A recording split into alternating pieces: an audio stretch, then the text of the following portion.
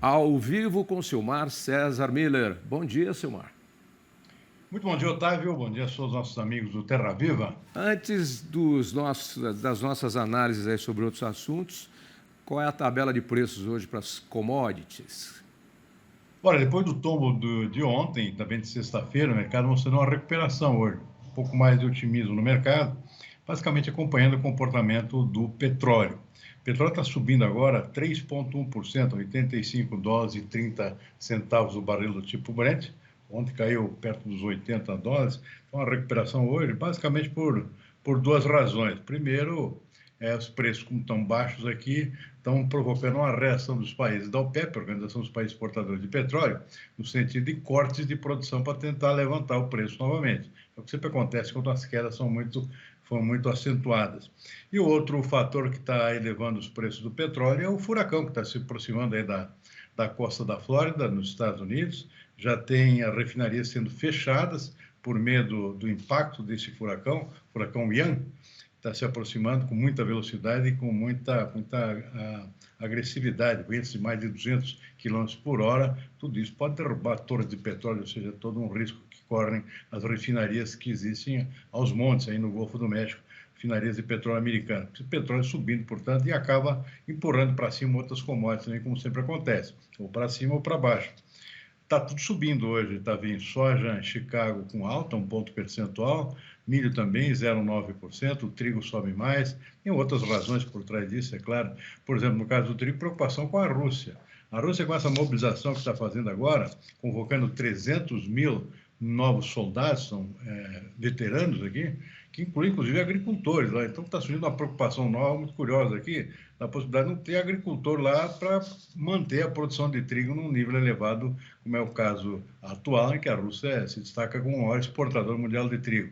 Então, tudo consequências ainda da guerra, claro que talvez um pouco de exagero nisso aí, mas realmente é uma preocupação que está permeando o mercado de trigo hoje, com preço em alta de 1,9% nesse momento lá na Bolsa de Chicago. Algodão que caiu ontem, volta a subir hoje, está acompanhando o petróleo, que normalmente acontece, subindo 1,9%. Café arábica também sobe 0,4%, o açúcar com alta de 0,9%, e o suco de laranja também acompanhando esse percurso do furacão, a possibilidade que atinja a Flórida e, consequentemente, os laranjais da Flórida, que é o segundo maior produtor do mundo, está fazendo com que os preços do suco de laranja também disparem. 2,5% nesse momento, está vindo. Aqui no mercado financeiro, o dólar deu uma folga hoje, depois de altas nos últimos dias, por enquanto, com queda de 0,1%, R$ 5,38. E o mercado de ações que despencou nos últimos dias volta a subir, uma alta agora de 0,8% no índice Bovespa aqui na nossa B3, Tavinho. Bom, Silmar, vamos começar pelo IPCA 15, né? Queda de 0,37, segunda deflação consecutiva, já era previsto, já comentamos aqui, e aparecem aí alguns dados. Transportes, maior participação por conta da gasolina, comunicação queda de quase 2,8%, redução nos planos de telefonia fixa e também móvel, porque ninguém está aguentando mais os preços que o telefone celular cobra de você por conta de serviço que você nem utiliza. Foi uma avalanche de redução de... Não, eu quero essa tarifa, mas não, pode tirar. Não, mas eu tenho... Não, eu não uso, eu preciso economizar, né? E aí, alimentação em domicílio, né? Temos alguns itens aí que caíram, não caíram muito, como já analisamos ontem, inclusive, nas altas, uma maior alta aí no vestuário. Mas ninguém já estava comprando calça, camisa, só o necessário. O sapato, se subiu, vai ficar encostado mais lá, né? É que nem dono que tem casa para alugar ou apartamento para alugar e não baixa o nariz de jeito nenhum, não entende o que está sendo difícil conseguir o dinheiro. Fica lá com o imóvel, pagando aí 500, 800, 1.000, às vezes 1.500 de IPTU ou de condomínio, né? Vai descapitalizando aí. Enfim, tem que jogar de acordo com o mercado. Como é que você analisa esse PCA 15? Bom, tem uma contribuição boa aqui do próprio setor de alimentos, que contribuiu bastante no sentido oposto nos últimos meses, né, com altas muito acentuadas, dando uma folga agora. Deu uma folga exatamente naqueles produtos que mais subiram anteriormente, são os que estão caindo agora. O óleo de soja, por exemplo, fala que em 6,5% de queda. Você disse que não viu isso no supermercado, né? Mas lá no mercado está sendo registrado, uma queda de 6,5%. Tomate também, tomate que subiu muito ultimamente, está caindo bastante agora, 8%. Leite longa-vida cai 12%, mas ainda acumula uma alta de 58% nos últimos 12 meses. Esse caiu, mas ainda falta muito, né, também, para atingir um patamar anterior àquele à pandemia e à guerra da Ucrânia lá. E na contramão, a cebola, com uma nova alta aqui de 11,4%, né? Isso na contramão. Mas é um dos poucos produtos com alta acentuada, é a cebola, realmente, nesse último levantamento, que trouxe o índice de alimentos para uma queda média aqui de 0,45%, né? Em relação ao mês anterior. Então, esse é o cenário. E os outros setores aqui, a gente já tem acompanhado, por conta até dessas medidas de governo, que é o caso dos transportes, principalmente, né? Queda no preço dos combustíveis, com medida eleitoreira, no caso aqui, mas de qualquer forma está fazendo um efeito bastante expressivo no custo dos transportes pela redução do próprio custo do combustível. Então, é o setor que está puxando mais essa deflação que a gente tem visto nos últimos 2 meses. Área e produção recorde da soja é a previsão da Datagro. Também já comentamos aqui, não é, Silmar? Todas as consultorias estão com a mesma previsão, né? É uma recuperação, na verdade, da safra brasileira, teve uma quebra na última safra, então a natural, a tendência agora, pelo menos com previsão, porque está recém começando o plantio, é de recuperação, né? Tem aumento de área, a expectativa é que o clima ajude dessa vez, então é uma tendência natural aqui, um aumento expressivo, na verdade é uma recuperação, né? Daquilo que se perdeu aqui, especificamente no caso do Brasil. A Argentina com um comportamento de crescimento mais moderado, da mesma forma que o Paraguai e os nossos vizinhos aqui que também produzem soja, é o caso também da Bolívia e do Uruguai. Então aí dá essa perspectiva aí de uma produção praticamente recorde aqui de mais de 200 milhões, 220, se não me engano, foi o número divulgado pela Datagro, como safra da América do Sul, que hoje lidera a produção de soja no mundo. Pois é, e os Emirados Árabes aí entrando na concorrência do fornecimento de energia, petróleo e gás, quer dizer, para países da Europa, principalmente a Alemanha, e que busca soluções. A Alemanha que deve estar entrando em recessão, inclusive. A verdade é que matéria-prima tem, produto tem, sempre vai ter, né? Aí, como diz aquele ditado do meu amigo Faustão, Fausto Silva, se vira nos 30, né? Só que se vira nos 30 a que preço? Aí é que está. Na verdade, a Alemanha que está correndo atrás do prejuízo aqui, porque realmente é o país mais afetado por essa questão da Rússia lá, né? A Rússia, como resposta aos boicotes aqui dos países do Ocidente, cortou o suprimento de gás natural, que vinha por aquele gasoduto lá, que abastecia principalmente a Alemanha. A Alemanha é muito dependente disso. E, por outro lado, a guerra tem toda uma questão também de crise econômica na Alemanha como consequência disso. Então, a Alemanha está correndo atrás em vários sentidos, né? Tentando...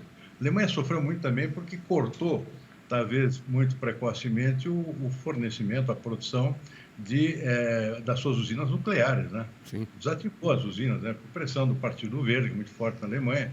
Então, agora está sofrendo uma consequência séria, porque ficou muito dependente de fornecimento externo.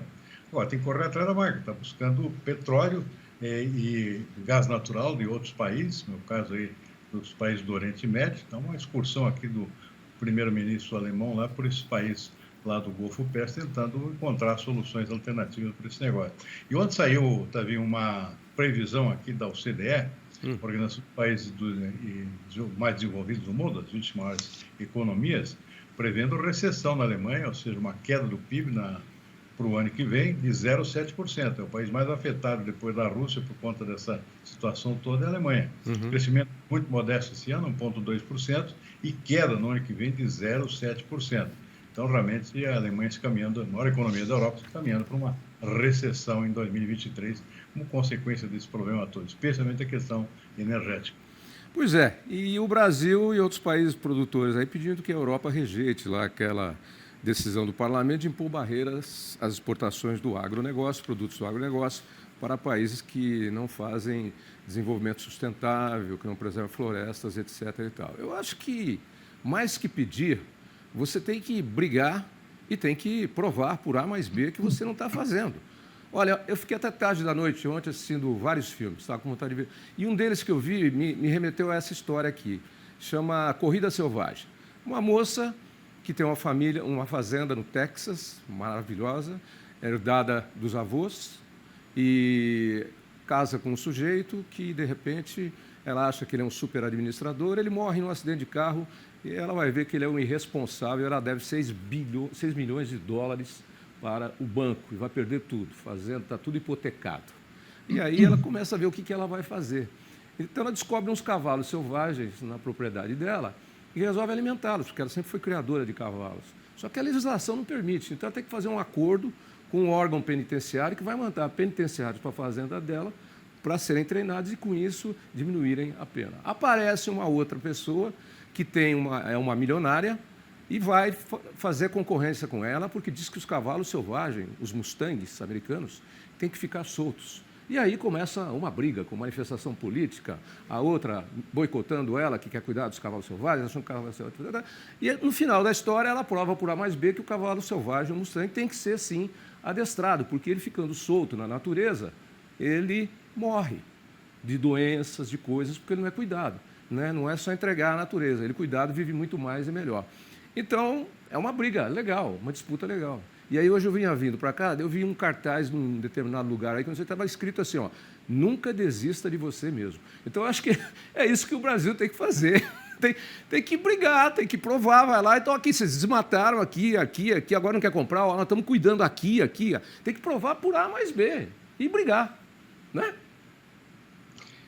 O fato é o seguinte, tem que separar o joio do trigo, né, Davi? Realmente tem problema sério lá na Amazônia, a gente sabe, é minerador por um lado, é madeireiro por outro, ou seja, o problema existe, né? E houve um relaxamento muito grande no atual governo, né? Então, isso agora está sendo cobrado claramente pela União Europeia. Claro que por trás disso também tem as suas motivações econômicas, políticas lá na União Europeia. É uma coisa que vai se arrastar bastante, tem que ser aprovado pelo parlamento de todos os países da União Europeia, são os mais de 20 países lá que compõem a União, coisa que vai longe. Mas ele precisa, à frente, se preparar e mostrar o que separar o joio do trigo, na verdade. Ou seja, tem problemas, como é que vai resolver? Desta forma ou desta forma? E clarear bem lá que isso aí não significa o Brasil todo, né? Ou seja, com exceções lá para cima, que não pode ser confundido com o agronegócio brasileiro em geral, né? Que produz alimentos para o mundo inteiro de forma bastante sustentável, como a gente sabe. E só para fechar, sem mais delongas, tem que fazer exatamente isso, porque nós temos tudo. Tem gente aí que não tem nada e fica tirando leite de pedra. Nós temos água em abundância, nós temos mata, temos reserva, temos quilombola, temos terra indígena, temos o gigantesco agronegócio. Está tudo aí, pega os ilegais e dá um jeito, arruma esse negócio e limpa a barra de vez. O que está ilegal é caso de polícia. Limpa a barra e vamos em frente. Ok? E melhorar essa comunicação, né? Que eu acho que é um problema sério, é a falta de comunicação clara para mostrar isso aí de uma forma bastante clara, né? Para lá fora. Então, interesses. Observação externa, né? E às vezes você vê interesses aí, que aí falam que o agronegócio está com tal candidato e outra parte está com tal candidato. Não é nada disso. Tem coisa da outra parte que está com outro candidato e coisa do agronegócio que está com outro candidato. Então, se você pegar os produtores de leite lá nos Estados Unidos, naquele estado lá que tem a corrida da Fórmula 1, patrocinada inclusive pelo setor do leite, eles são todos juntos pelo leite, todos. Aí depois, o que cada um tem como produto para oferecer, tudo bem, mas eles são todos juntos pelo leite. E assim vai. Fui.